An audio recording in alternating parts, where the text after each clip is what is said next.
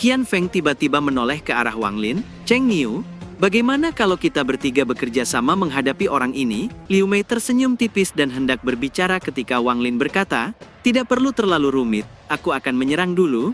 Wang Lin dengan cepat melesat ke depan, Liu Mei dan Qian Feng mengikuti di belakang, ketiganya bergerak maju dalam formasi. Saat mereka bertiga mendekat, tatapan mata pengawal berbaju emas itu berubah serius saat dia mengangkat pedangnya. Cahaya terang berkumpul di pedang emas menciptakan cahaya keemasan yang menyilaukan sebelum mengayunkannya dengan ganas. Segera gelombang energi pedang raksasa yang membawa suara gemuruh melesat ke arah Wang Lin. Wang Lin mengerutkan keningnya, dia bisa merasakan kekuatan penghancur di dalam energi pedang, dia bahkan merasakan tekanan besar di jiwa asalnya, dan darah sudah mulai keluar dari sudut mulutnya, tapi matanya tidak menunjukkan tanda menyerah.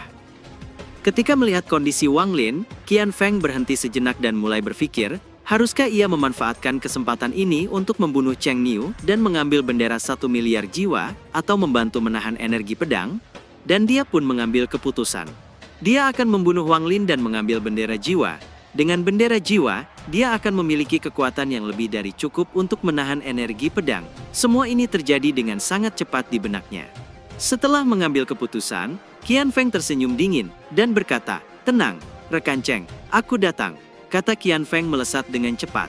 Serangan diam-diam ini bagi Qian Feng harus berhasil, jadi ia tidak terburu-buru, ia harus mendekat untuk menyerang Wang Lin dengan satu serangan yang tidak akan pernah dilupakannya. Liu Mei tampaknya menyadari rencana Qian Feng. Tatapannya menjadi dingin, dia tidak mengikuti tapi menunggu di belakang. Dia adalah orang yang kejam, jadi itu tidak menjadi masalah baginya. Jika Qian Feng membunuh Wang Lin, aura Wang Lin akan hilang dari ilusi terakhirnya.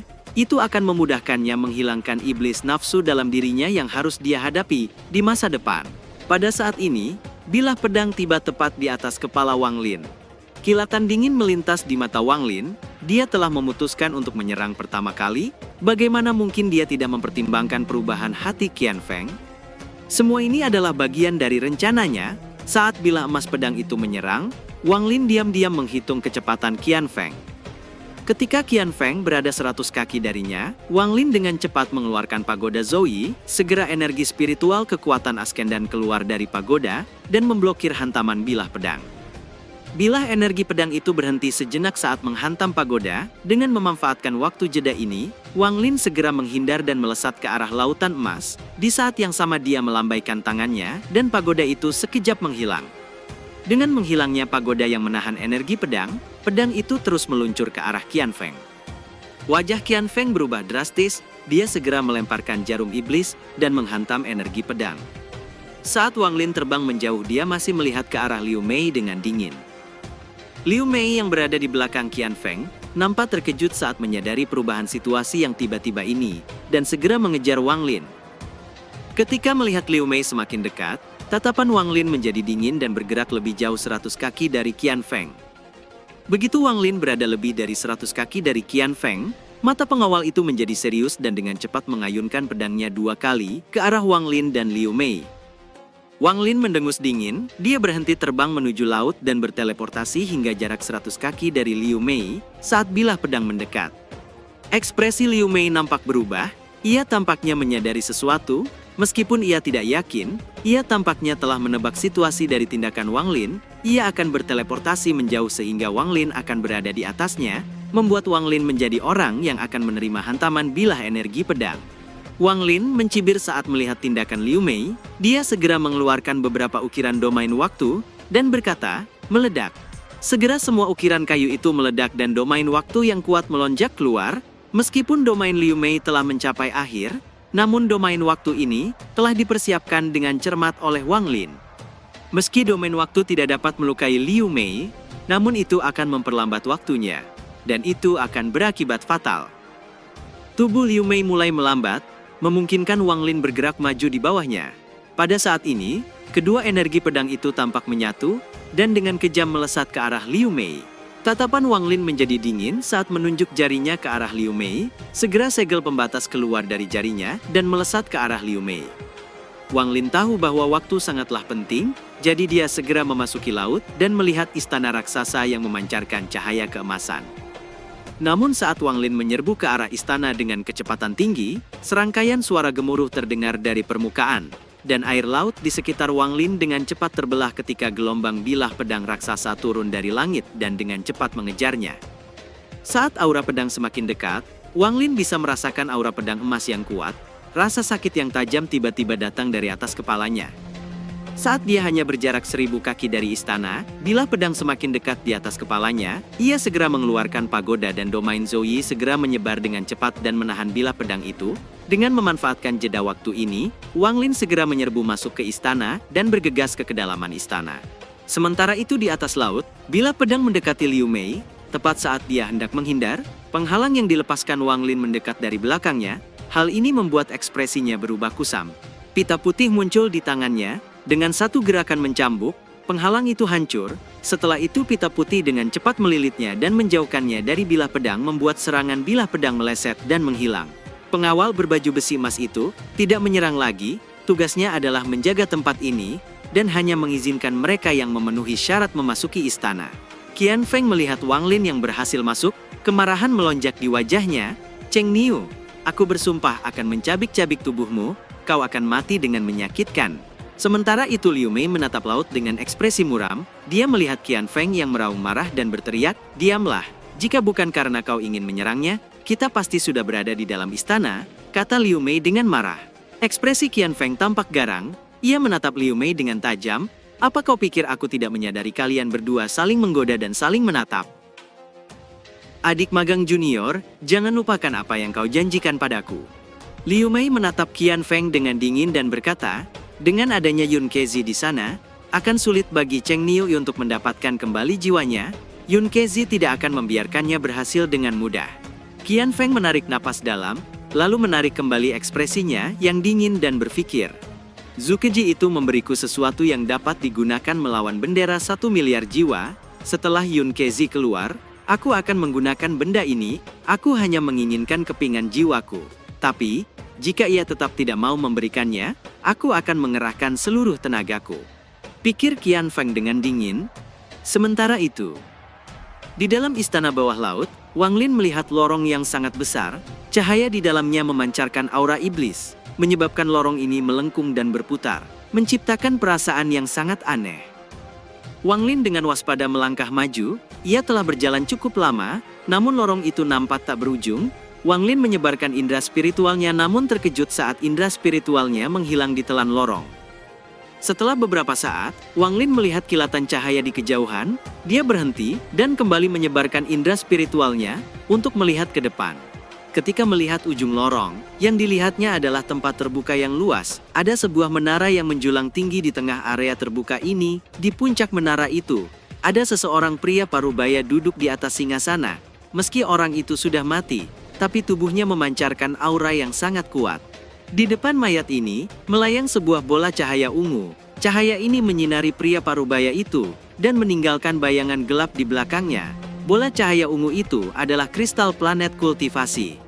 Pada saat indera spiritual Wang Lin menyentuh bola cahaya itu, sebuah kekuatan dahsyat tiba-tiba menghantam indera spiritualnya, hingga menghilang.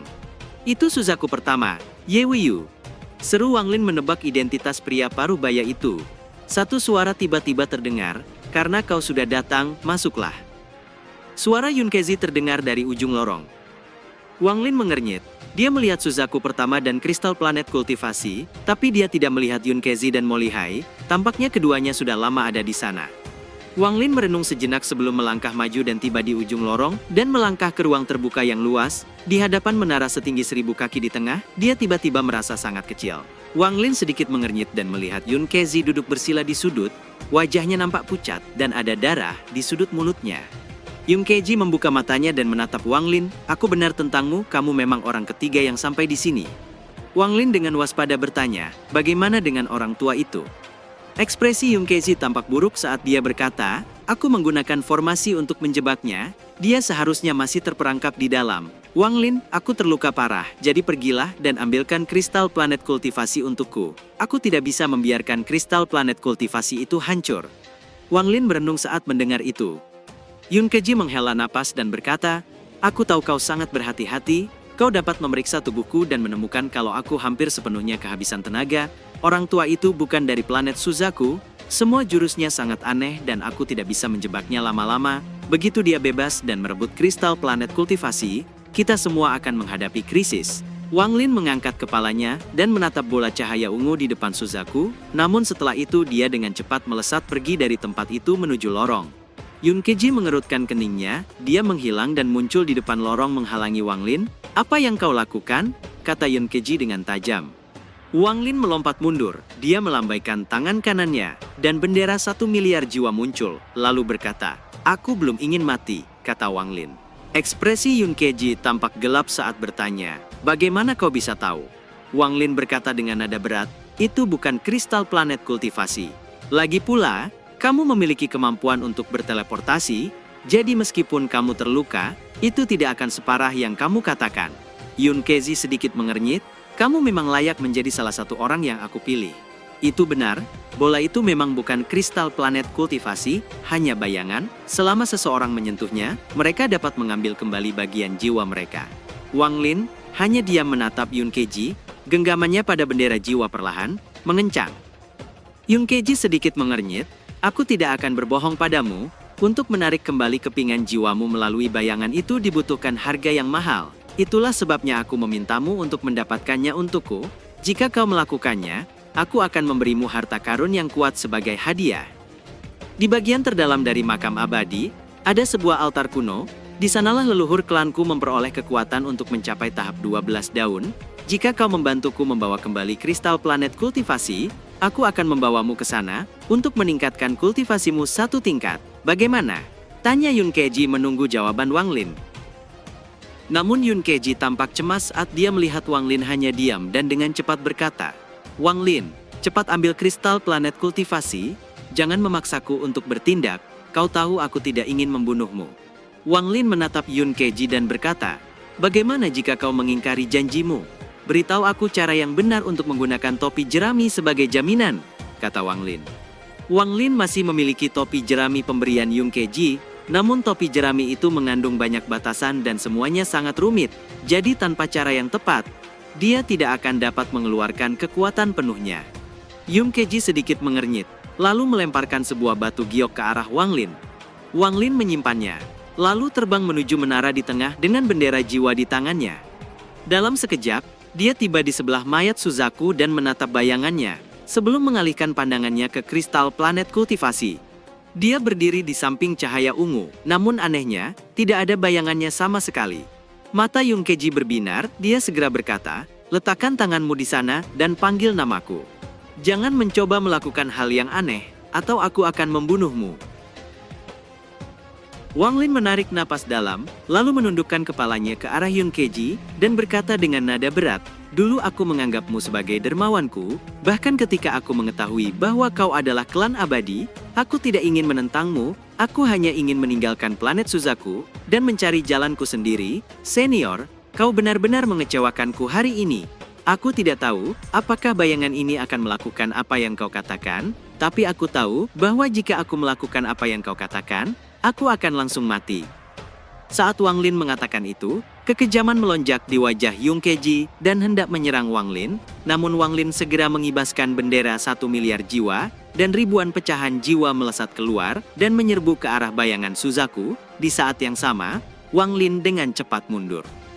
Serangkaian suara berderak terdengar dari kursi tempat Suzaku duduk dan suara tawa keluar dari dalam bayangan saat cahaya merah muncul. Bayangan itu segera hancur dan Mo Lihai dengan dingin berjalan keluar, monyet di bahunya bahkan lebih cepat saat menyerang ke arah Yun Keji.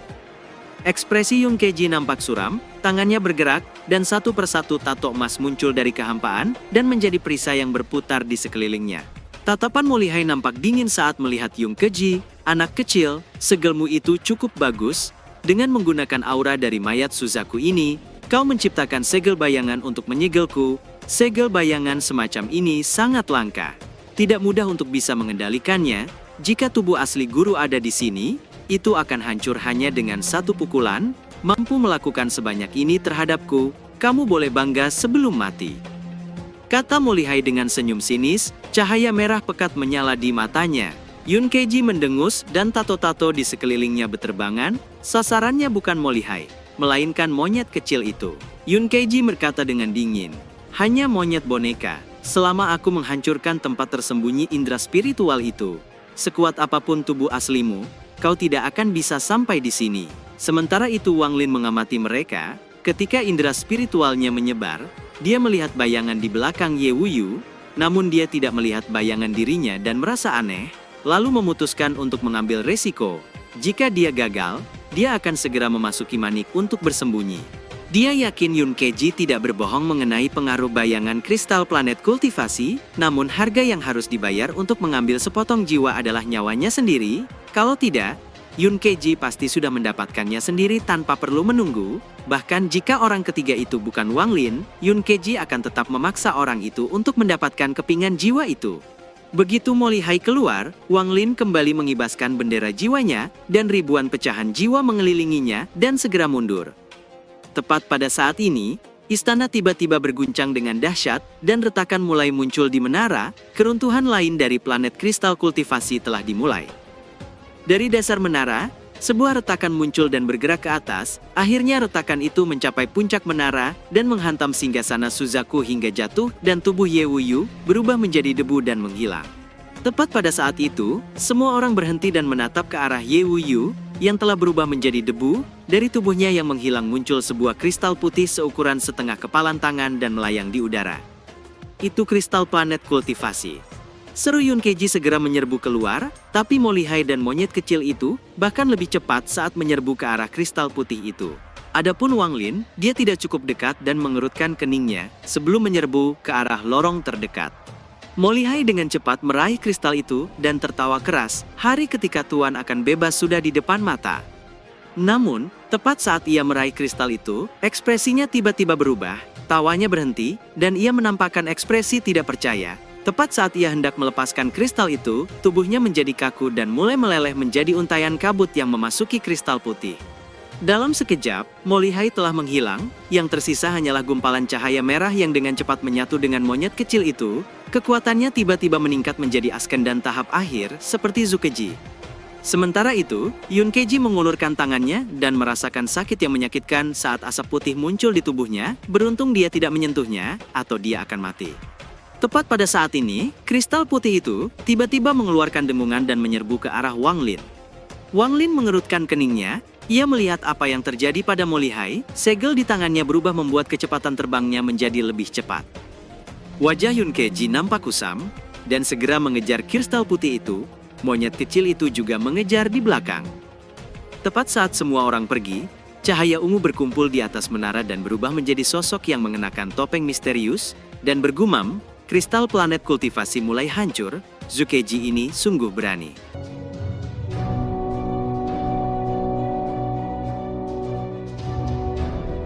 Cerita pun selesai, nantikan spoiler selanjutnya guys. Buat yang belum subrek, dibantu subrek yok guys, biar jalan terus spoilernya. Buat yang udah subrek mudahan dilancarkan rezekinya. See you and ciao.